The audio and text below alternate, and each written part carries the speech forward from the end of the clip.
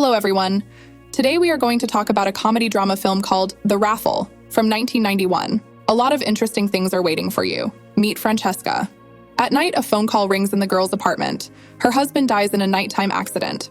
After the funeral, Francesca's father wants to know whether she will stay here with her daughter or move in with him. Francesca doesn't want to deprive her daughter of her friends, and she has many acquaintances here. After saying goodbye to her father, Francesca goes to see a lawyer, who tells her that her husband left her with huge debts because of a business failure. The insurance company will not compensate her for the losses because her husband was found guilty of the accident. She also has no hope for life insurance, as her husband stopped paying his premiums 6 months ago. Francesca is going to sell the villa by the sea, and then she will have enough money to pay off her debts and live with her daughter. However, according to the lawyer, the villa is pledged to the bank, and the car and yacht that Francesca also wants to sell will not cover her husband's debts. The girl sells all the furniture from the house, telling her friends that she will also sell all the jewelry and clothes. In the evening, at the auction, Francesca meets a woman who has come to buy the dress the girl is wearing. After taking off the dress, Francesca says she is giving it to the woman. The next day, the maid, who has stayed working for Francesca despite having nothing to pay her, tells her that the senator has called to pick up the girl in the evening. Accompanied by police cars, the couple goes to a restaurant. Sitting down at a table, the senator offers Francesca to become his companion, despite the fact that the man already has a wife and 3 children. He says that he will help solve some problems and can also pay some expenses.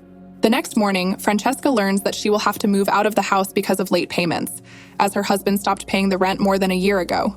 Asking her to wait a little longer, Francesca promises to pay her debts. The girl meets another gentleman who gives Francesca a fake necklace, as fake as all the paintings in his apartment. She notices a glass with a false jaw on the table and throws the necklace into it, telling her friends about it. Francesca notices a fur coat in Carla's wardrobe that she sold at an auction, but Carla never showed up for the auction. When her friend leaves, Evgenia tells her that Carla's tailor came to the auction and bought the fur coat. When Francesca meets Sandro, Carla's husband, she asks him to bring her a fur coat like it. Sandro thinks Francesca is crazy because the coat costs a lot of money. The girl replies that the coat costs as much as a night with her. Francesca gives the guy until tomorrow, otherwise everyone will know about his betrayal of Carla. The next day, the girl is brought a fur coat, which Francesca immediately takes to the atelier to sell. With the proceeds, she paid the rent of her huge mansion, paid off some debts, and bought a small car. In the evening, Carla, Sandro's wife, comes to see Francesca. She knows that her husband is cheating on her with Francesca, so she came to ask for the money from the sale of the fur coat, as her husband went into debt to buy it. When she is refused, Carla admits that she has known for a long time that Francesca's husband is cheating on her with a woman much older than her. On the day of the accident, he was with his mistress. Francesca knows this woman. When she meets with her, she learns that Camilla gave her an ultimatum that night, either she or Francesca. The man chose his wife and had an accident on the way home. Meeting with Cesare, a lawyer and family friend, Francesca tells him about her plan to make money. The girl offers to organize a private lottery in which she will be the main prize. The entry fee for the lottery, which is limited to 20 people, is 100 million lira. The winner can do whatever they want with Francesca for 4 years. Such a large sum is needed to weed out the undesirables. Caesar has to spread information about the lottery in very narrow circles of the elite. The lawyer says he won't be able to participate, but Francesca promises to share a percentage of the winnings. When she returns home, she learns from Julia that Evgenia's daughter gave her a game called Lottery. When she meets with her in the morning, she learns that Gustav, Eugenia's husband, bought a lottery ticket to participate in the drawing. When Francesca goes to the notary, she tries to dissuade Gustav from participating in the draw. The guy says that everyone participating in the lottery was a friend of Francesca's husband. At one of the parties, the girl meets Camilla, who also bought a lottery ticket. After meeting with Cesare, Francesca asks for a refund to all participants, as she no longer wants to hold the lottery. But according to the lawyer, it is too late to cancel. But there is one option.